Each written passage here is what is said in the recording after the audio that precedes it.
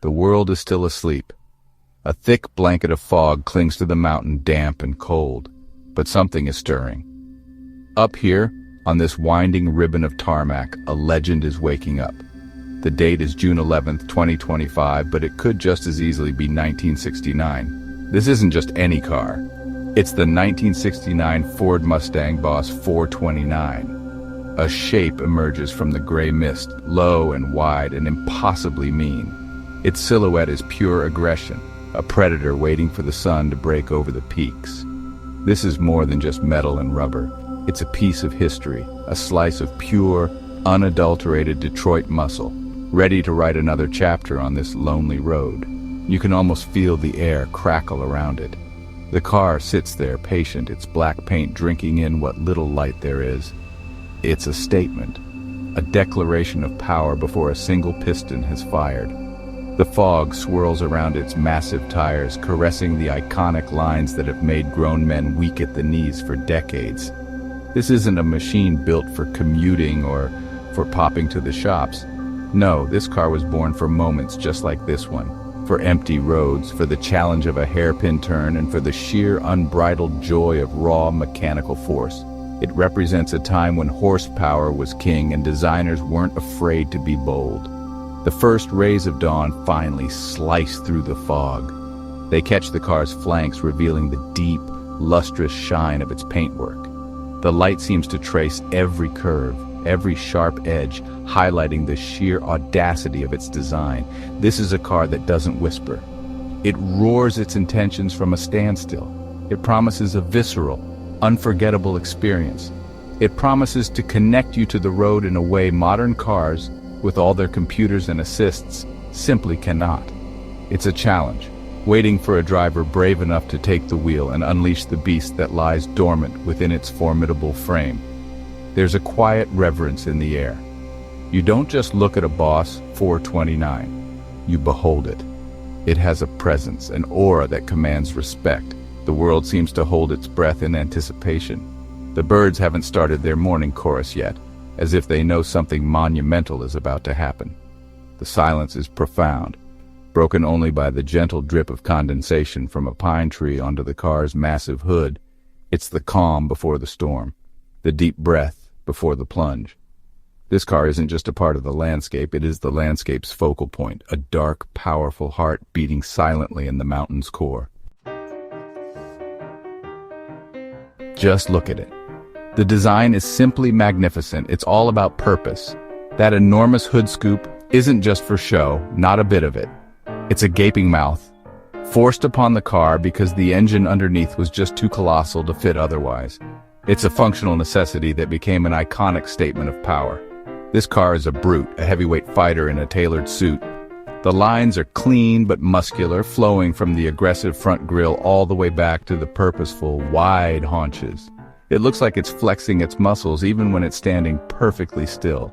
A true masterpiece of automotive design, and the details, oh, the details are brilliant. The chrome trim gleams, even in the soft morning light. It outlines the windows and glints on the door handles, a touch of 1960s elegance on an otherwise menacing machine. The simple, bold Boss 429 lettering on the front fender is a badge of honor. It's a quiet warning to anyone who pulls up alongside, a promise of the mayhem that can be unleashed with a simple press of the accelerator. Every single element, from the subtle chin spoiler to the beautiful chrome bumpers, was designed to create an impression of unstoppable force and raw, untamed spirit. The car's stance is just perfect. It sits low and wide, hugging the road with an intensity that modern cars struggle to replicate. The wheels are planted firmly at each corner, shod in thick, purposeful rubber that looks ready to claw at the asphalt. You get the sense that this car was sculpted by the wind, but also by a deep understanding of what makes a car look and feel powerful. It's not just a collection of parts. It's a cohesive whole, a symphony of design cues that all sing the same tune speed. And it sings it very, very loudly, without making a single sound. This isn't a car that tries to be subtle. It celebrates its own power with a visual language that is both intimidating and incredibly alluring. The deep-set quad headlamps stare out from the blacked-out grille like the eyes of a panther, unblinking and focused. The fastback roofline sweeps down in a graceful, powerful arc, giving the car a sense of motion even when it's parked. It's a rolling piece of sculpture, a testament to an era when cars had soul, character, and an unapologetic sense of their own legendary status. It doesn't ask for your attention, it seizes it. And then, it happens. A turn of the key. There's a mechanical click, a whir, and then ignition.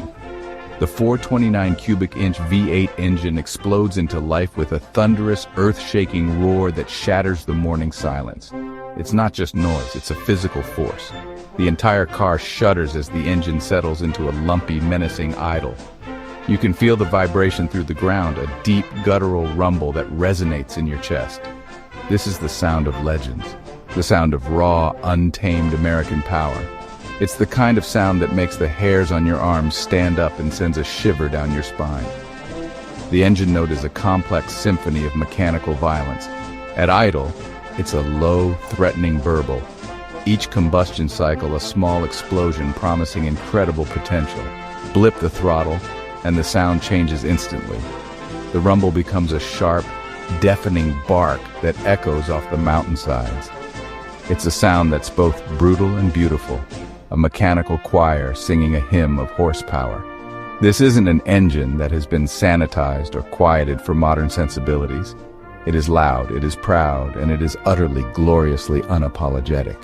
It's the heart of the beast, and it beats with a ferocious rhythm. As the car pulls away, the sound evolves again.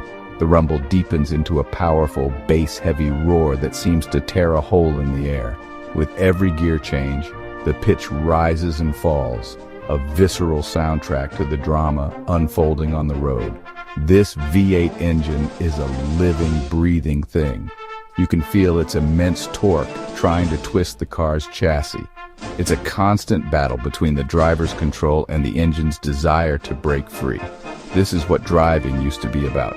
A direct, unfiltered connection between man, machine, and the raw power of internal combustion. This engine, the legendary Boss 429, was built for one thing: racing. To get it homologated for NASCAR, Ford had to put it into a street car.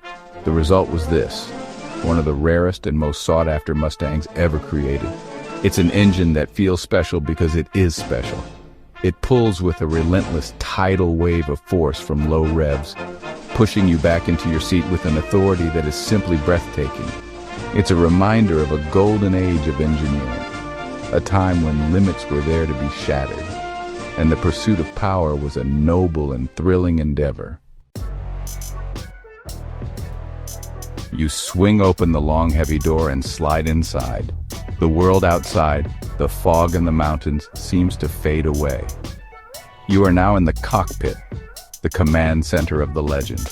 The smell is intoxicating, a mixture of old leather, gasoline, and something else, something timeless. The interior is simple, dark, and focused.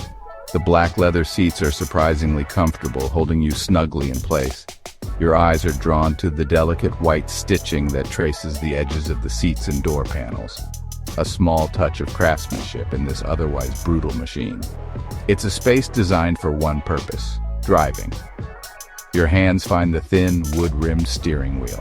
It feels perfect. Through it, you can feel the faint vibrations of the idling engine, a constant reminder of the power at your command. Ahead of you, the dashboard is a masterpiece of analog simplicity. No distracting touchscreens here, just a set of clear round dials with glowing white needles against black faces. The soft, warm glow of the instruments is calming, yet it also heightens the sense of anticipation.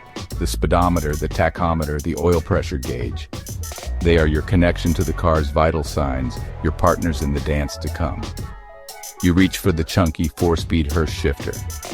It rises directly from the transmission tunnel, a simple chrome lever topped with a wooden knob. Engaging first gear requires a firm mechanical push. Clunk. It's a satisfying positive engagement that leaves no doubt you are in control. The pedals are perfectly placed for heel and toe shifting, inviting you to become one with the machine. This cabin isn't about luxury, it's about the experience. It's a raw, tactile environment that connects you directly to the mechanical workings of the car, making every input and every response feel incredibly real and immediate. As the car lunges into a tight corner, you are fully immersed. Gravel and small stones ping against the undercarriage as the wide tires fight for grip on the edge of the tarmac. The car leans, but it feels planted, solid. You look out over that vast black hood, using the huge scoop as a gun sight to aim for the apex. Everything is immediate, everything is sensory. The roar of the engine, the smell of the leather, the feel of the steering wheel kicking in your hands, the sight of the road rushing towards you. This is it. This is the dream. You're not just driving a car, you're reviving a legend.